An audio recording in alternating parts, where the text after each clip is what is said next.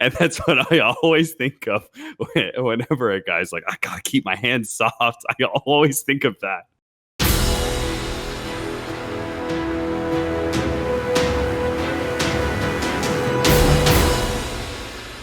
All right, Cap.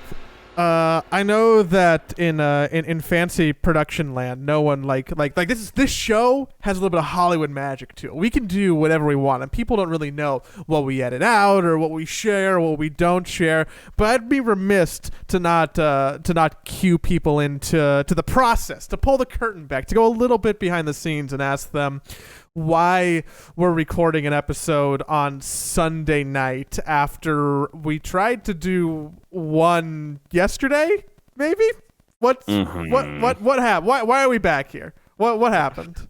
Well, we recorded an episode that got really real and raw and probably a bit bitter in my part.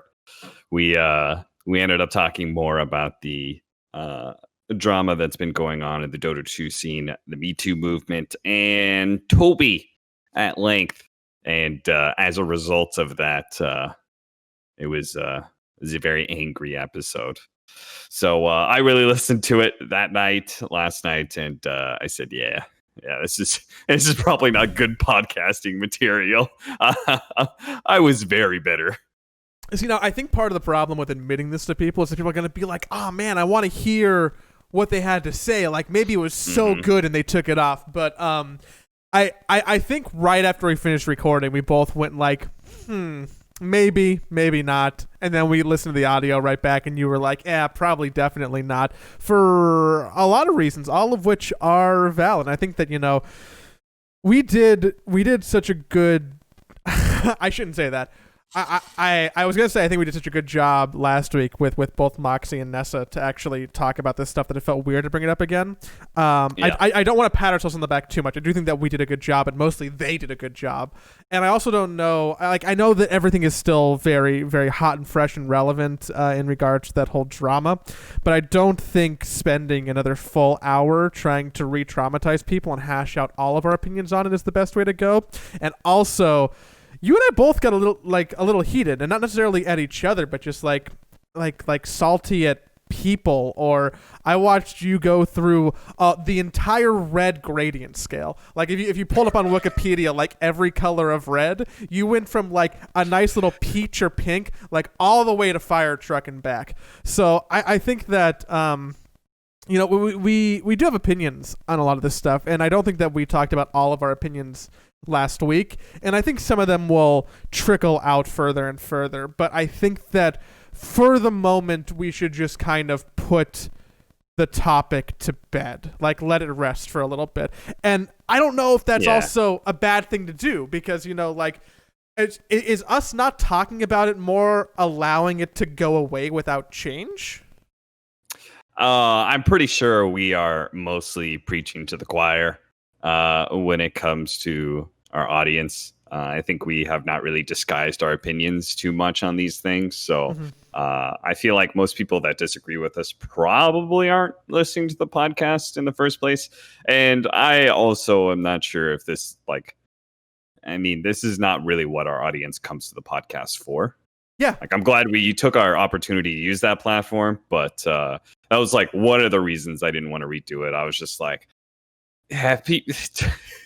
that's not what people come to the Sidepole podcast for, If anything, they're probably looking for a little bit of light and happiness to get away from all the doom and gloom that is going around Dota and is going around the esports scene in general right now, because holy shit, there's a lot of crazy stuff going on right now.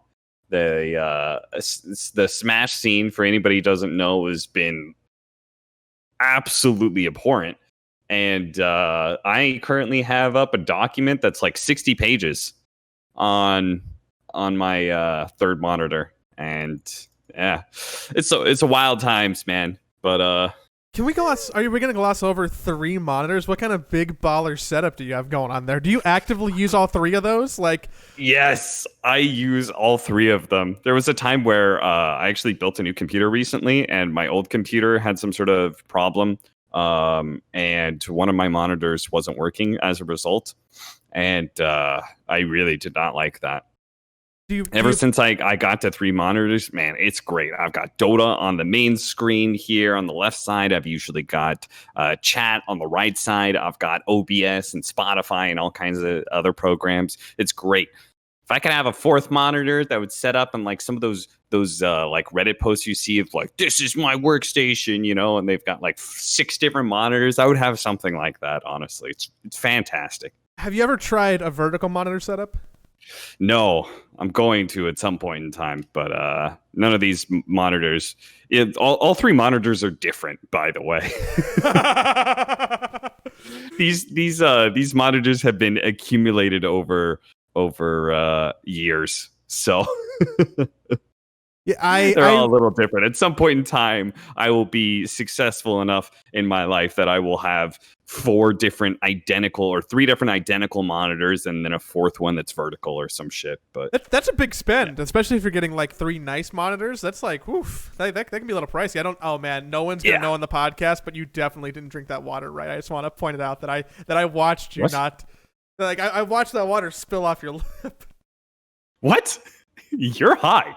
No, I'm not. There's no water here. Oh, I would cop to miss drinking some water. I'm gonna play that back on the on the video feed. Okay. Anywho, that shouldn't make the show. Fucking. I recently tried a monitor and a vertical monitor setup, and at first I'm like, man, not everything snaps to the vertical monitor properly, but just being able to like have vertical feeds up like a Twitter or a Reddit or a Discord or a Slack and have that extra top width, it feels really good. It feels really, really good. And I can imagine for a situation, especially for like Twitch chat, to have Twitch chat on a vertical monitor, you get that little bit of extra space. You got more eye room to work with. I highly recommend if you're doing the multi-monitor thing to have one of them vertical. Yeah, I'll definitely do that at some point in time. But yeah, last week sucked. And let me just say, the one shining light in my life right now is Dungeons and Dragons. I'm getting into that hardcore, man. I've been a video game nerd all my life. At some point in time, I became a board game nerd. We've talked about that, and now I'm gonna become a Dungeons and Dragons nerd. It's great.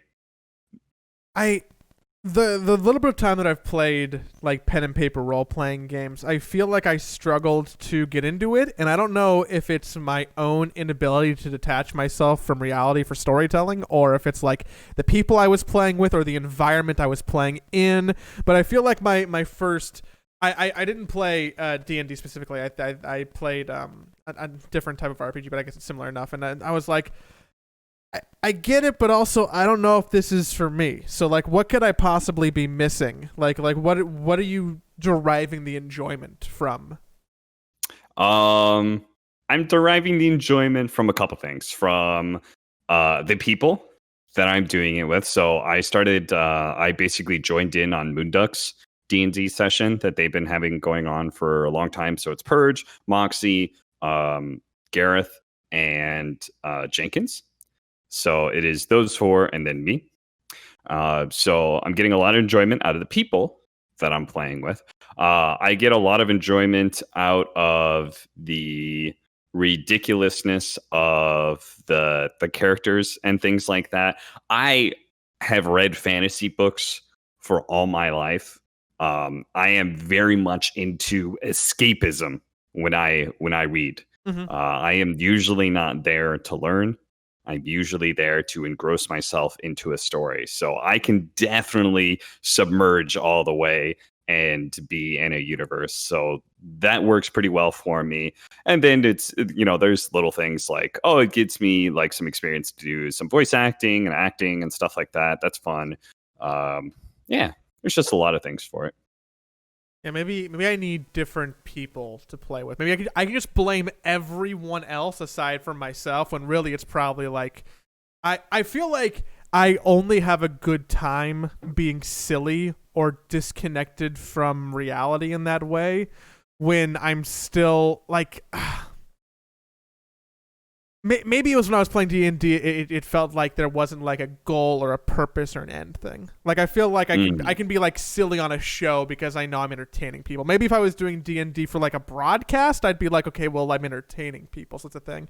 But just to do it for maybe without an audience is what hurt. I really, it's really hard for me to pinpoint what, like, because I don't want to say it felt like I was wasting my time, but maybe I wasn't comfortable enough submitting to just submitting to the silliness or the whimsy. No, I could totally see that. I have not played D&D without an audience yet. I am currently, so I've got this campaign I'm a part of with the Moonduck people. The same guy is going to try and put together another campaign, which is very likely going to be me, Sheever, Lyrical, LD, and then +1. And then on top of that, we're going to try and get a one shot, which is just, for those who don't know, it's just like a single short adventure in the space of like 2 to 4 hours. And then that is going to be me, Slacks, Blitz. I'm hopefully going to be able to get like Rich and maybe somebody like Kyle. It'll just be like a total shit show. And I think it'll be really, really fun. And then I've got Ellie who's interested in it, and I've got Eosin and his girlfriend who are also kind of interested in it as well. So I might try and get another session going on that is off stream.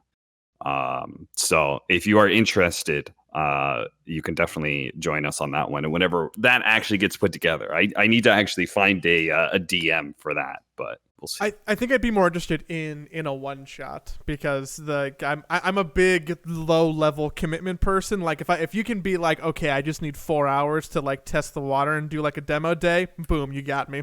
But I'm really trepidatious to be like, yeah, I'll start a campaign because that's so much pressure. That's so much going on. That's fun. So I've watched D&D streams for quite some time. And it actually started as a way for me to like watch people do some voice acting and stuff, and I really got into it. And I just watched so much, and I finally was like, I really want to try this out myself. I think it'll be good for personal growth, right? Because it's voice acting and improv and all those sorts of things, right? It'll be fun, and like I just don't want to do like one of those things where I'm like watching something happen and thinking in my head like, oh, this would be fun, and then have the regret of not actually ever going through with it. So I pushed the Moonduck guys to let me join, and now I'm in their thing, and it's going great. I'm having a great time. I'm playing a character called Alexander Stonetooth. He's a Goliath, which is basically a half giant, half man. And he's just a big, happy, dumb dude who's a paladin. And so he's just very earnest. People try and talk to him about things like Moxie's character is about science. And she tries to talk to me about science at some point in time. I told him I was really I remember one of the first things that I said to them was that like I was really excited because I knew almost all the letters. And there was this pause, and they're like, wait, what do you mean letters? It's like, letters. I'm up to like 21 of them. And they're like, do you mean the alphabet? And I was like, yeah. and like, it was like that part, because there was an audience there, like that part was a lot more enjoyable for me because I got to see people having fun with that moment. So I could see how not having an audience would make the experience less fun. But does that mean that I would be less committed? Yeah, but does that also mean that we're potentially broken people, that we only want to do things for entertainment if people are seeing it? Because people should want to do things for entertainment just for themselves, regardless of like people watching. That feels like a different type of weird. I can never win. No, I'm gonna say no. I think making other people happy is not a bad thing. Also, I'm not the one who sought out the entertainment industry, Joey. Hey, it fell. It fell into my lap. God damn it! I wasn't. I don't even know what you're trying to say. Okay, there's accusations that are to be thrown against me. I'm gonna make a motherfucking twitlonger, and it's gonna have your name all over it. Okay. Jesus Christ. Oh man. Happy to be working in TV, everybody. Don't even do that anymore, man. You really quickly. I don't want to rip us too hard off this topic, but you really quickly. Maybe I should. Said Ellie, and it's her birthday now. Currently, yes, it's your birthday. And I saw that you had commissioned just like a dope ass art piece for her. That involved like multiple different looks that she's had throughout the years since you've known her. And I'm gonna admit something to you, Cap. This might be a little bit rude. I thought she was different people at least once. I thought that's totally fair. You thought I was just like trading out girlfriends nonstop. At least, Cap, what a player! Like he was with that blue-haired girl. Now he's with this pink-haired girl. I think I saw blue-haired girl, and then I saw like pixie cut blonde girl, and then it turned into like the current iteration. When you say it like that, it really strips the humanity out of it. But yeah, I don't think I really connected in my brain the multiple times that I've met her. At least one of which I don't think I was sober for. And being like, oh, it's fair. We weren't really like people. Yeah, we just knew of each other. We weren't really friends back then. And yeah, you only met Ellie, I think, at an after party. I think that's accurate. And then obviously, then recently you met her as well. But yeah, having having that different of hair, it's like what people like associate in their memory. You know, like, oh, blue haired girl, right? So, but yeah. Ellie and I have been together a number of years, and that artwork had 6 different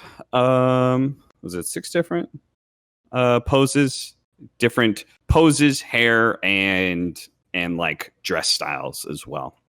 So I think that's a solid. I was pretty proud of the idea. I thought it was cool. I think it's a good idea. I'm gonna give you kudos. Good idea. I also think generally, if people are looking for good gift ideas and they don't have one, doing some commissioned art is a pretty good gift idea. It's it's very personal. I'll do that with you, Joey. At some point in time, we get to episode 100 of the Side Pole podcast. I'll create the same montage of you in your various hair colors. There's just one, and it's just been getting longer since you've known me. I don't know. I'll do it with your different beard styles, actually. Dude, the handlebar mustache. If people want to see, really poofy. I tried doing sideburns for anyone who's looking at the YouTube video, and it's better before everything else got a little bit dirty. But it was the worst look so far. I'm very open to think that sideburns were the worst look so far. They like don't lay down properly. I don't know how people like manage like the poofiness. I think it's just the way my hair grows, and then also it just makes me look fatter, which is something that I actively try and avoid. Something that I actually, dude, I want to talk about that for a second too, man. Fucking, how do you deal with stress and anxiety and just like in a broad sense? I see that fly flying around you. That's pretty funny. Like you're gonna be like Obama and just catch it midair at some point. Man, everybody had a good president. I shouldn't say that. How do you deal with that stuff? Like what have you been doing the last couple of weeks to just unfurrow a little bit? Ellie pointed this out, and it is. I knew it before, but like it is particularly true that my mood does revolve around my appetite, the food I eat. It's also like a big reason so events are like the most stressful thing that I regularly go through. And I like one of those things that I like to consider is that like I'm a professional and I'll always do a good job. I'll always try and put in like as much effort as I can. And so as weird as it sounds, a big part of my job is just being happy.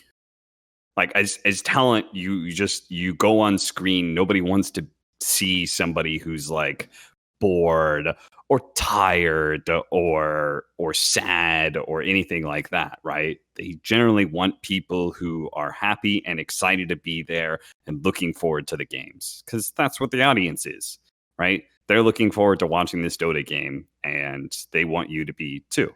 And so while I do love my job, I because my mood is I think my mood is very important when I'm on camera. I am always eating at events. I eat a lot. And it's also the only time that I like drink caffeine outside of tea. Like I'll have energy drinks at events as well, because just to keep the energy level up. Monster Energy, Unleash the Beast. Sorry, had to get that plug in. Yeah, I prefer Red Bull, but yeah, go on. I'm contractually obligated to only drink one of them ever for always. Let's go liquid. I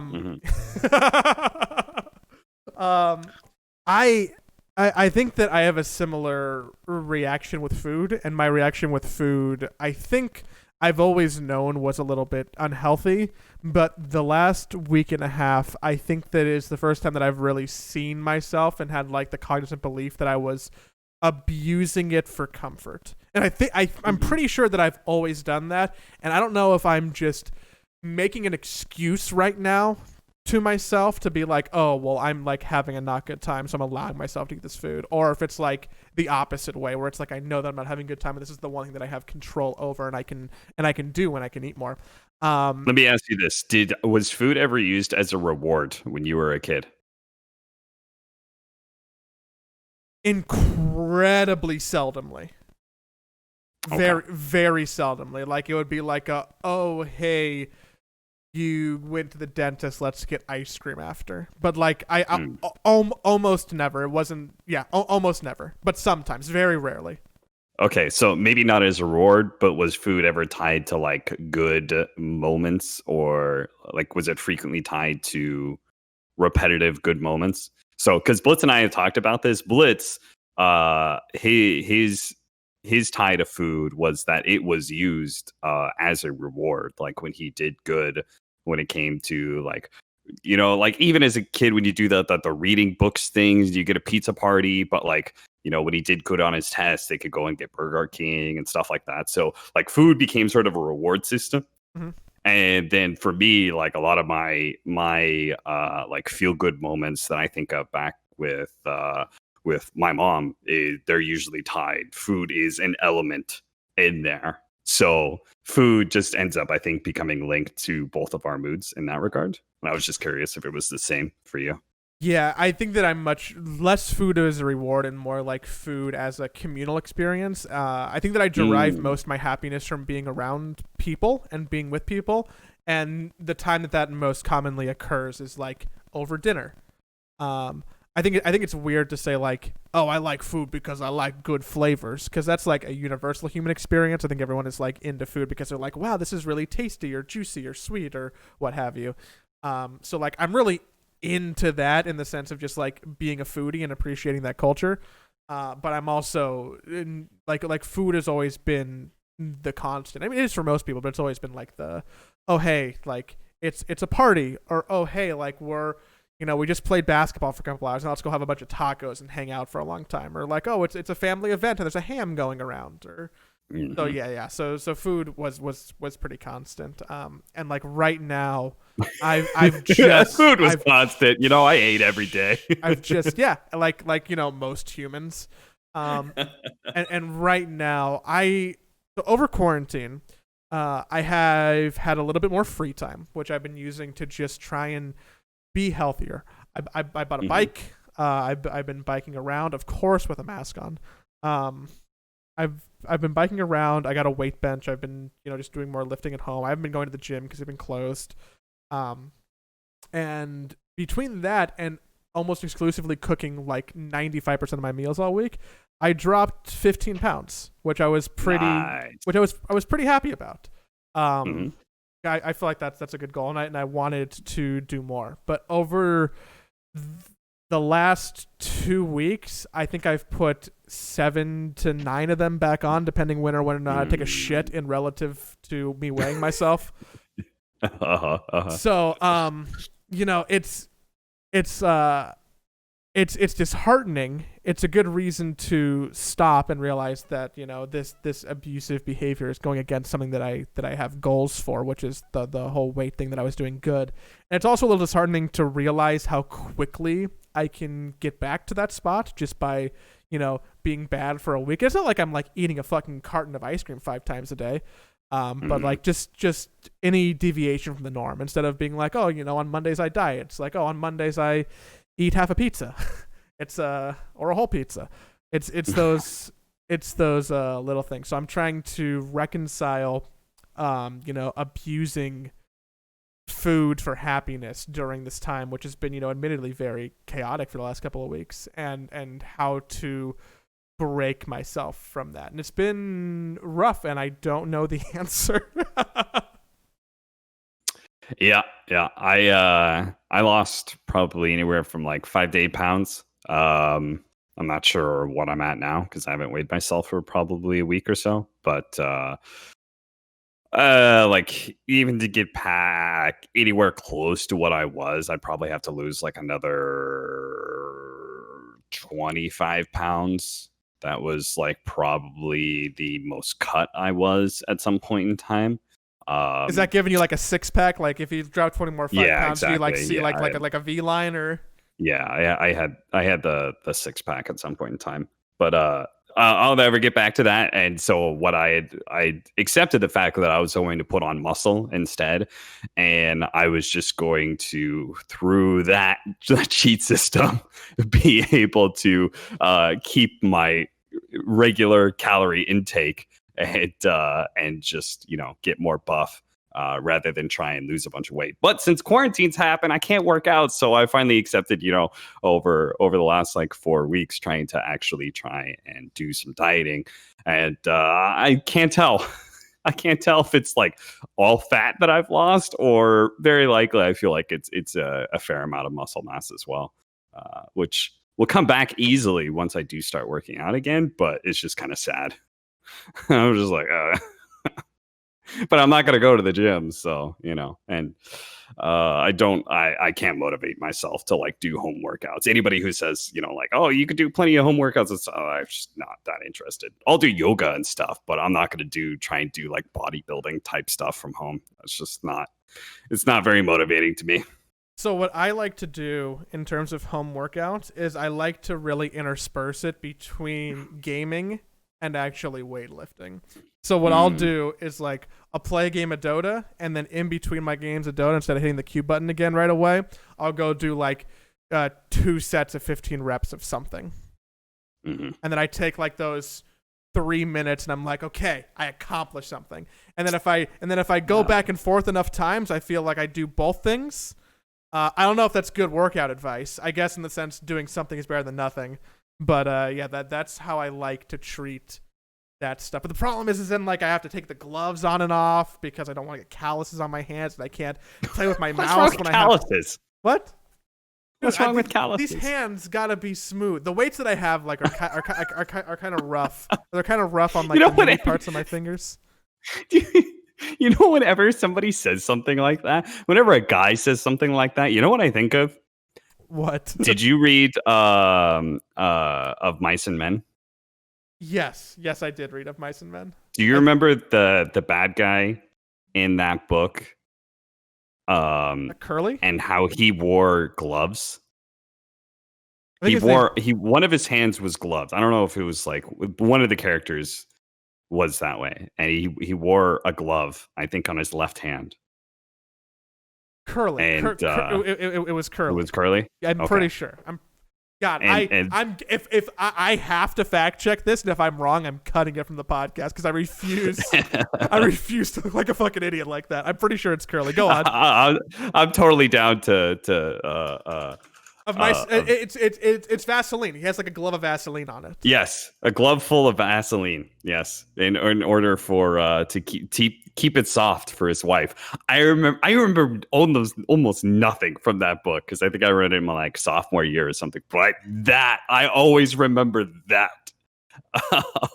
And that's what I always think of whenever a guy's like, I gotta keep my hands soft. I always think of that.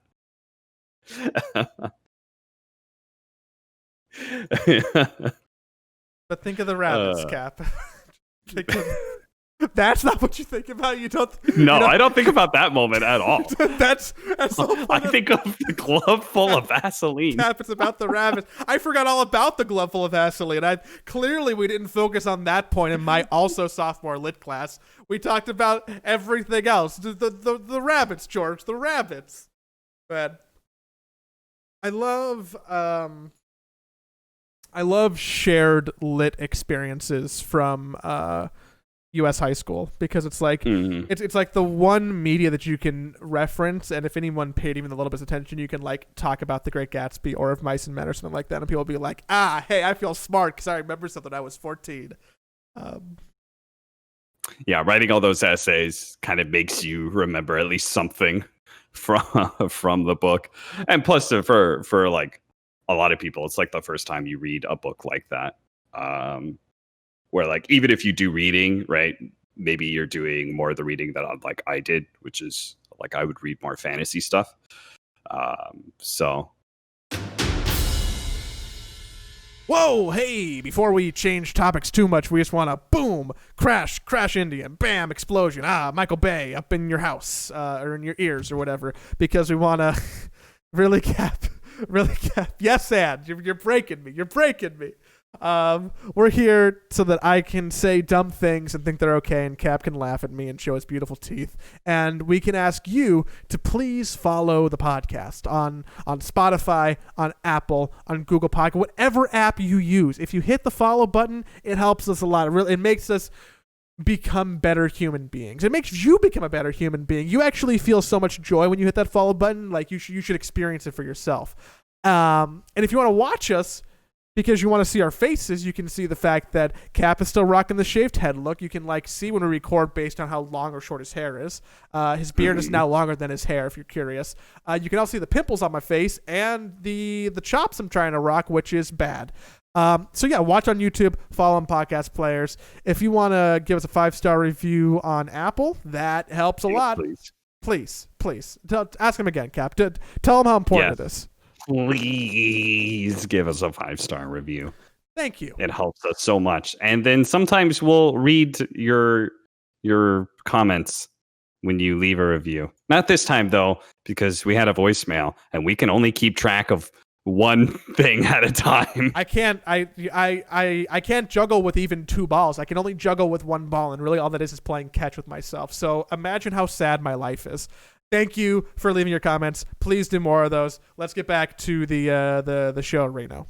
Bloop. I'm gonna try and make like a noise, like a sound effect for getting back, like ba-doop, doo-doo-doop, ba-dump. Just put the Law and Order. Bum bum. Yeah, we had a patch, by the way. Thank God we had a patch. Holy shit. We had a patch to the patch?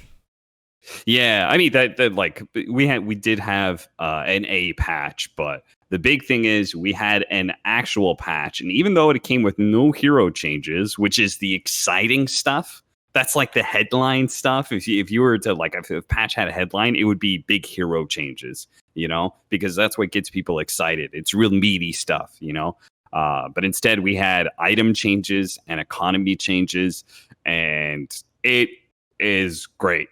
There are definitely some things wrong with it, but God, they fixed so many things from the previous patch. Dota, I feel, is way more fun to play than it was a month ago. So when you open up the patch notes, it talks about, the top line economy changes, and then when it gets into items, sometimes they list them just alphabetically for whatever for it makes sense. But here, if you open these patch notes up, the first thing it addresses is Necronomicon.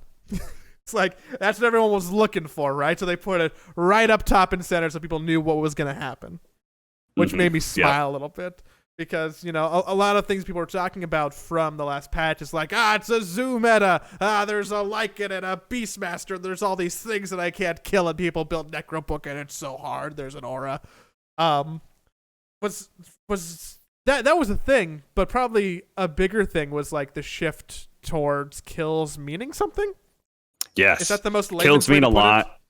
Yeah, kills mean a lot more, and there's a lot more experience flowing around because kills mean a little bit more. And then on top of that, the base level for experience on kills got upped 2.5 times. It went from 40 to 100. Oh wow. So that's like a really big jump. So people are getting very high leveled very quickly. I was saying this the other day when I was streaming. I don't think I've gotten to like I don't think I've had a game, a winning game anywhere, anyway, where it's been like 40 minutes and I haven't been past level 25. I feel like I get levels so quickly when I win team fights, and it's fun. Like it's fun getting maybe that part's going to be a little bit broken and needs to be dialed back, but it is fun. Uh, Feeling like, oh, I've been rewarded for killing people. I can actually buy items because I killed things, not because I took objectives and farmed neutrals really well. Like that is such a boring way to get strong, in my opinion. I'm not a carry player, so that's just my humble offlaner opinion where I want to go fight things. But yeah, I think this patch is really good. My shit tier carry player experience is that I've always probably overcommitted to getting kills when the smarter play for the last, I don't know, year plus at this point has been, why bother killing the offlaner? Just like let them be and ignore them and make sure you hit last hit perfectly. But I've never done that. I've been like, hey, we can kill them, so let's do it. And now I feel like I'm being slightly more rewarded for that behavior as opposed to just sitting there and being like, hey, I'm gonna last hit and deny perfectly. So that makes it more fun. I wonder what that does for heroes who function better in the early game when they don't need a ton of experience, because it seems like everyone else is getting experience so quickly. Like, why would you want to be playing like non-team fight early game heroes when you can hit 25 earlier than normal? No, you're right. Any heroes that like all three of their abilities are really value, or they have some really good talents later on into the game, all those heroes are definitely maybe a little bit too valuable right now. They changed some items as well, like blade mail. I love the new blade mail change. It was broken when it first came out, where you could stack blade mails, but I think the new blade mail. I've been asking for this for a while. I think blade mail was just kind of like too easy of an item to work around. So now that it has a passive component to it, I think that is just a lot better. So yeah. I've been seeing a lot of people build blade mail on heroes I might not expect to build blade mail just because the passive is so good or it's so cheap. Like you can get a blade mail pretty quick and pretty early, and then if you're up against anyone who wants to do right click damage, it's just like, oh well, time to not hit them ever.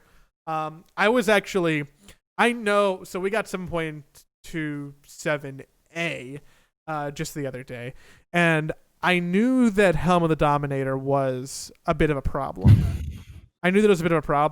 But from my bracketed experience, I also thought Blade Mail was a bit of a problem, just because I've seen it built on like everyone. Like I've seen like 4 positions build Blade Mail just because I'm like, oh hey, this makes sense.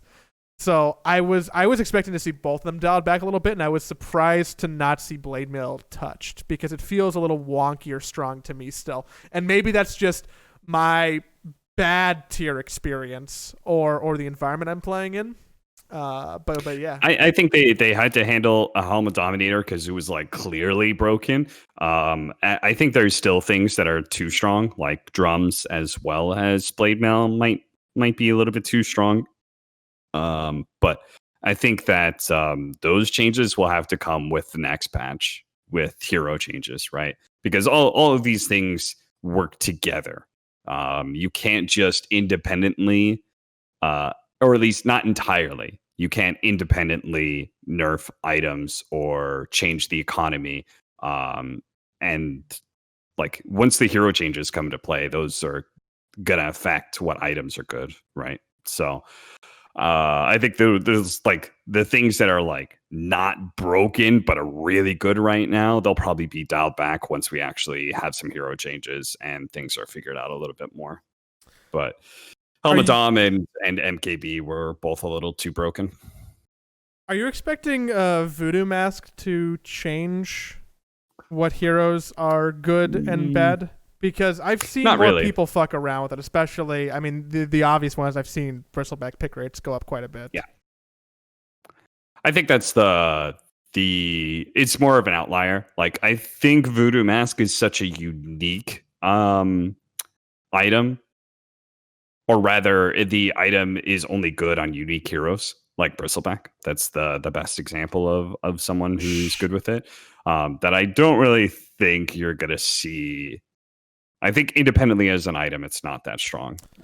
It's just very situational. I should know for people who don't know what it is. It's a 900 gold basic item that grants a 12% spell lifesteal. So yeah, it's like the Octarine core lifesteal component. Yeah, they separated the lifesteal and spell lifesteal components and put the spell lifesteal components into Kaya, and then gave a separate item that gives you spell lifesteal itself. And so now we've got like just this lesser version of Octarine Core, which I think that's like eventually where it had to go, right? You can't introduce a concept like when they first introduced a break mechanic, right? You can't have a mechanic like that and only have one item for it. It's just a little silly. When you introduce a mechanic like that, you need to be able to source it from multiple things. And I think that's eventually where Voodoo Mask is going to lead. It is the basic component to this mechanic that was introduced a while ago, but what we're going to lead to is we're going to have 3 or 4 different items that you can all get spell lifesteal off of. So I think that is what it's intended to kind of be. Same goes with MKB and its new basic component, which is called Blitz Knuckles, I think. Yeah. So that is just an attack speed item that isn't Gloves of Haste. So yeah, it's 35 attack speed for 1,000 gold.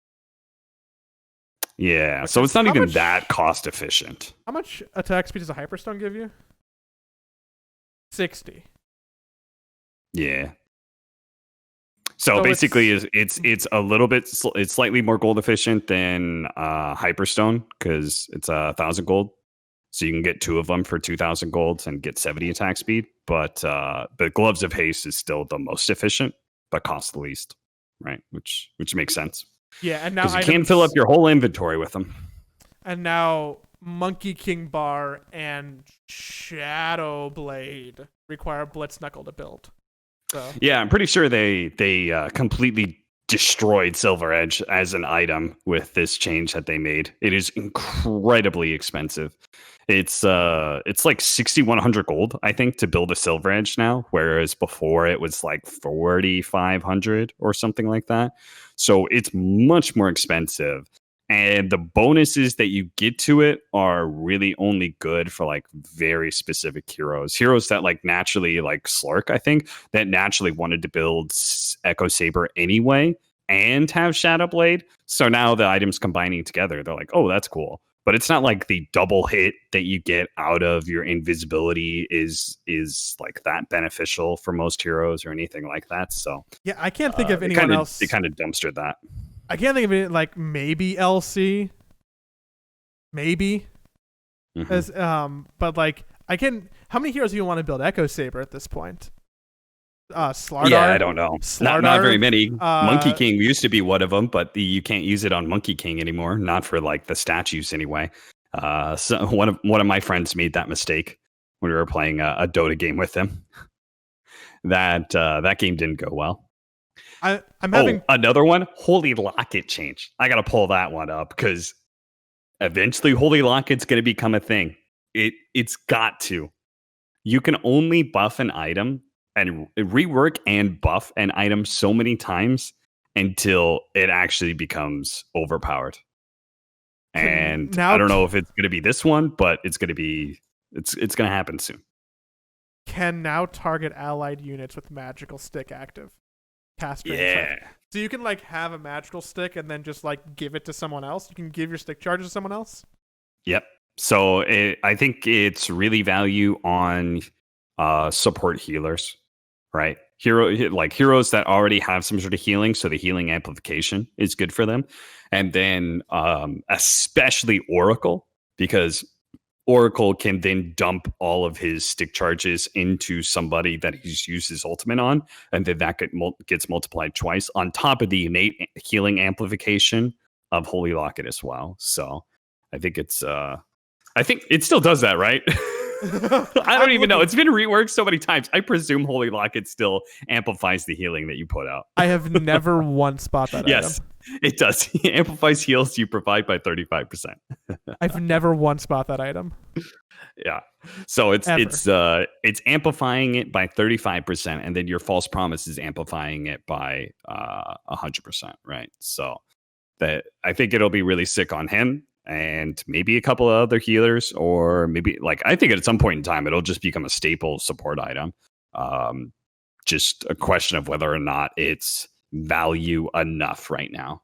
If it's not right now, it'll get buffed up again, and then eventually it'll just become a big thing where everyone has Holy Locket charges. You're going to see some sort of meta where there's going to be an off laner and 2 supports with Holy Locket charges, and they all just dump their healing around on cores and stuff like that. Yeah, and maybe if they uncap the amount of charges Holy Locket can get, so it's not maxed out by stick charges, and then you're playing up against a Zeus or something that's just casting static lightning all the time, and you have 60 Holy Locket charges to just toss on your carry, and it's welp, I guess they have a free cheese.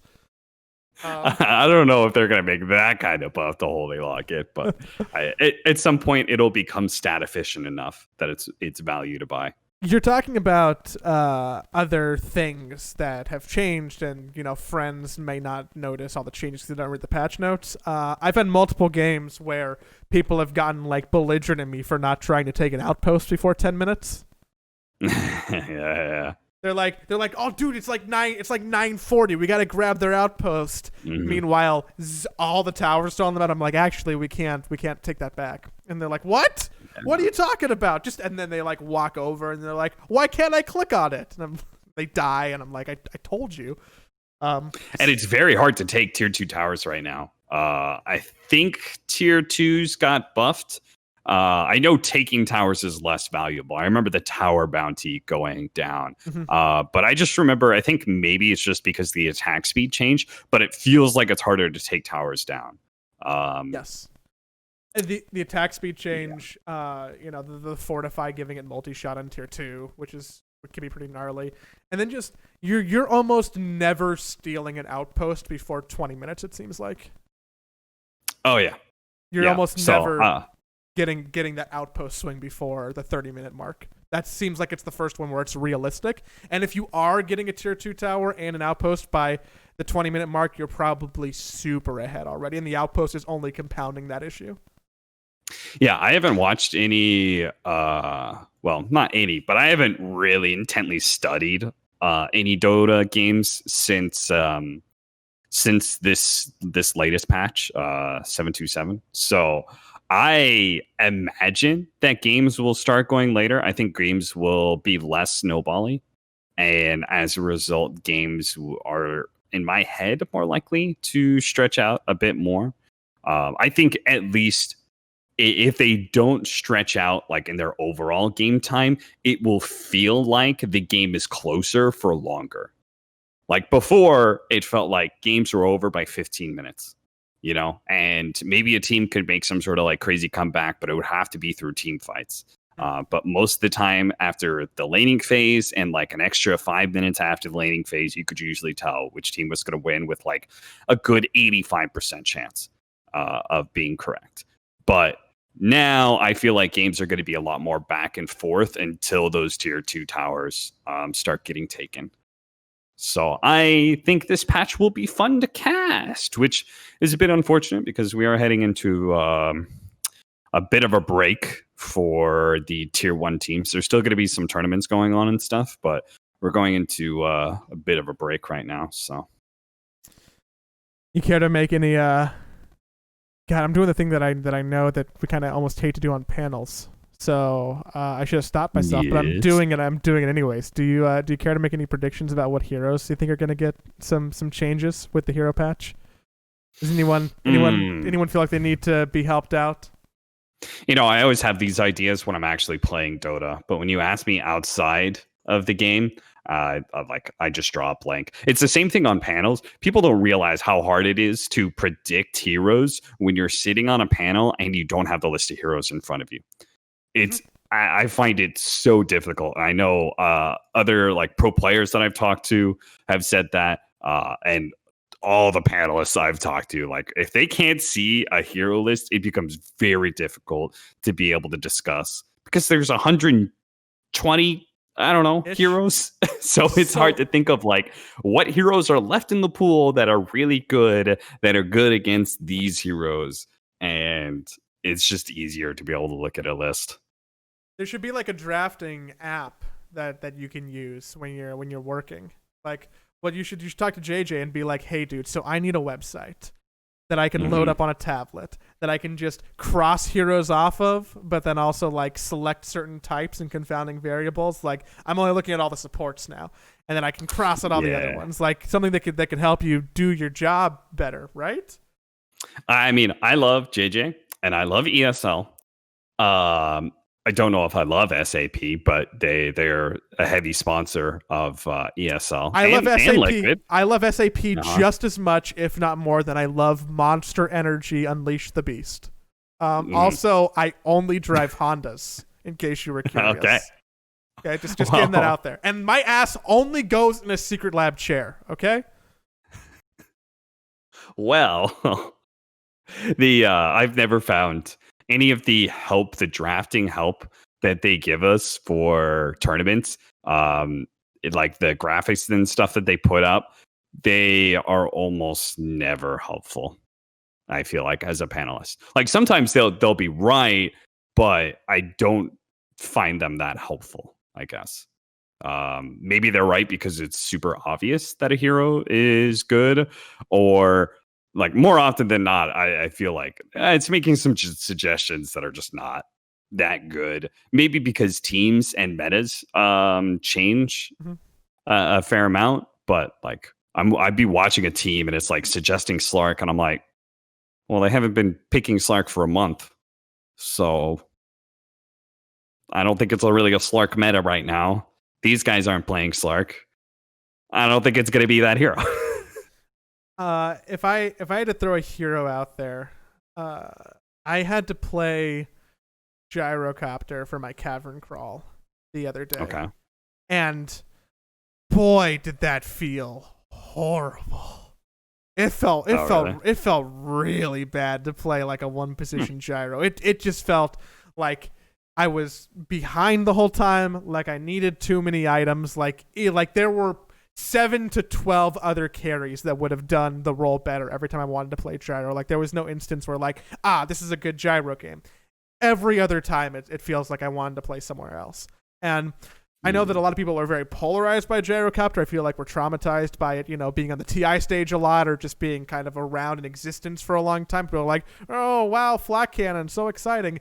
But I think Gyrocopter's in like a really shit spot right now. So I think that maybe we'll see something happen to him. I mean, maybe some numbers will get changed and stuff, but I think Gyrocopter as a concept is like, he's got pretty unique abilities. And I'm not sure how much you really want to change that if you're Ice Frog. There are still plenty of heroes that have boring ass passives, Those are the heroes that I'm looking to switch things up on, like they did with Lich. Lich was such a boring hero. Still kind of is, but at least he's way more dynamic and interesting to watch than before. And he's still got to rework Dream Protector a few more times. To really figure out what's going on with Treant. Yeah. We need some. I think Leshrek has like the lowest win rate. We need to give Leshrek some love. Yeah, I guess again, it'll all just kind of depend on what kind of meta ends up getting flushed out, because that equally determines what heroes are good, on top of the hero balance itself. So yeah. By the way, did you actually delete the last episode, or do you just have it somewhere on your computer? Out of curiosity. I mean, I save everything. Okay. You're holding that to blackmail me with? What can I possibly blackmail you with on there? I don't know, but I was just the thought popped into my head that maybe we'll release that at some point. I also The have lost episode of Side Pull Podcast. well, we have 2 lost episodes now because I'm still holding on to the other one that is a 2-parter that can never be released. So, oh yeah, that is. Well, I already said it somewhere publicly, but yes, we did an interview with Toby. So that'll very likely never be released. that was gonna get released. I mean, it feels almost insensitive to joke about it, but that was gonna get released on like the same day that his allegations did, and I'm like, pulling it back, take it off the feeds. That would have been so inappropriate if we had if that had been put out the same day of all those allegations and stuff like that. Yeah, and the way it even works, better that it was a 2-parter. We would have put the second part out. The first part would have been on his allegations. The second part would have been on his retirement. even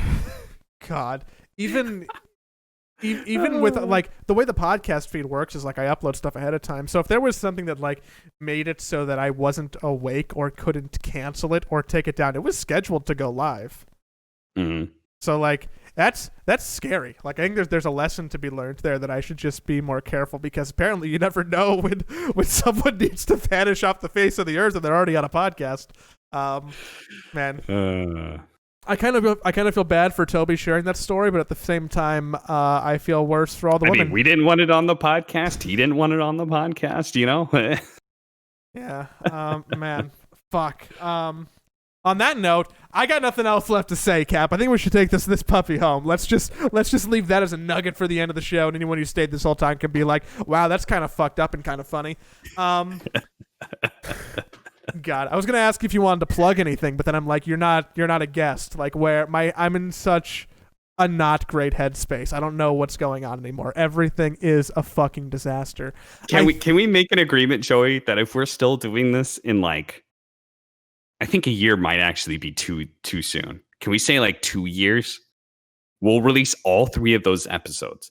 Interview part 1 with Toby, interview part 2 with Toby, and the 3rd episode of me going off on Toby. Yeah, we can do that. Let's call it Christmas 2022. Christmas 2022? Okay. It's a deal. We'll set that up all you guys at home, you support the podcast for another 2.5 years, and you're gonna get a good old Christmas present. Anywho, fuck, man. Let's take this home. Let's share a voicemail. We haven't got to do that in a hot minute. I feel like we should share a voicemail. So I'm gonna go ahead and put the file in right here. Hey Joey, hey Cap. This is Nuance. I think we've interacted on Twitter a little bit. Just wanted to call in and tell you guys that I really enjoyed the show. And my question for the episode was, what is your guys' favorite hero rework? Is it Huskar getting that new disarm, Death Prophet losing her horrible exorcism passive, Ogre's ultimate starting to work on items? Let me know. All right. Bye, guys. And I wasn't a big fan of the CK rework. I actually think it made him a little less fun. And I actually don't like the Troll Warlord rework either. Wait, what? I think the Troll rework was... I think it's great. It's way more dynamic and interesting. I think he's more dynamic, but I feel like I have... Maybe because I've played less games than him, so I don't know it as well, so I'm not having as much fun because I'm winning less. I think the rework to his ult where he doesn't die during it is actually kind of fun. But the snare over the stun and then splitting up the 2 different hotkeys and I didn't really like it. God. Out of curiosity, how high of MMR do you think you could get to if Chaos Knight actually became a good hero? Because he hasn't been a good hero in a really, really, really long time. If he just became a consistently strong carry, a la the gyrocopters and juggernauts of the world. How good would you actually be, Joey? You've been playing a dog shit hero for years now. I don't know if I ever told you this, and I don't know if this means anything, but there was a point in time where on Dota Buff, I was rated the number 11 Chaos Knight player in the world. You did tell me that at some point, yeah. So I don't know how that metric works because I know there were 10 other better players than me. They were all professionals. The dog shit metric. It's a terrible metric, Joey. Don't feel good about yourself for that one. What? How can it be that my win rate was so high? My farm was so above average. That's only because I played the hero in like winning situations. I only picked it into like Viper Pudge lineups or something that was really good. But okay. I think that I mean it's not a hard hero to play either. I just like playing Chaos Knight. I think I already mentioned it. I think Lich easily the best rework out of all of them. Maybe that's a little unfair because I think Lich before it's like one of those, the workout changes, the diet changes, the before after. Like the before was like 500-pound morbidly obese. That's what Lich was. Just an awful before picture, So the after looks fantastic because Lich was an extremely boring hero. But I think another one of those I think the Death Prophet change was pretty good as well. Again, because the before of that one ability, her old witchcraft passive was just terrible. What a terrible idea for a passive. A passive that does a small buff to each one of your other abilities. It's nothing tangible, You want something meaty. If it's going to be a passive, something that literally you can't interact with actively, then you need to feel something from it, I actually think, I said people who I wasn't fans of their reworks, but if I have to name someone, I do like the fact that Bounty Hunter steals gold. I feel like that's fun and part of lore and interesting. And I think actually one that I like more than that is the Slardar rework to where Bash procs on the 4th hit every time. I think that sets up really interesting preparation for stuns and in lane mechanics, especially in the early game when you're playing around with it. I actually think that's really fun to count the hits from the Slardar on both sides and play around that. It's incredible that we are still doing what old Dota 1 was doing, which was trying to diversify from a basic skill set. Because old Dota 1, there was multiple Svens who had a single target stun that they would throw, right? The Stormhammer. And there were tons of hero that had a passive that was basically a bash. Sniper basically had a bash. Faceless Void had a bash. Slardar had a bash. There's more in that list. Troll had a bash, right? They all had the same ability. It was just the numbers were just a little bit different. And then as we've gotten into the modern age of Dota 2, we've actually diversified that basic skill set into things that are much more interesting and unique. And that was just another iteration of that was the Slardar change. I'll say techies though as well. I think techies has been because I shut the fuck up. Who cares? Really enjoy playing techies now. So. Stop. You have to admit, it's way better than it used to be. The old techies was entirely predicated on setting up landmines on high grounds and stuff, and just being extremely passive. You have to admit that it's better now than it once was. You're right. It's better than it once was, but I feel like you can never really get that stigma away from what it is, right? If you want to leave us a voicemail, just call us. It's 805-328-4024. We'll play it on the show like that one. We can talk about it. It's great conversation. I get to hear your pretty voices and know that you exist and you're real human beings.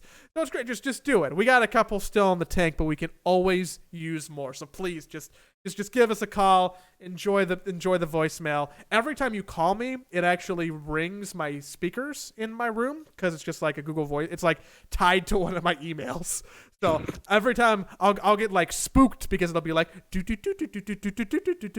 I'm like, what the fuck is that? I'm like, oh, we're getting a side poll call. Yes, we're getting so a call side him poll call. at 3 a.m. West Coast time. The thing is that this has happened before.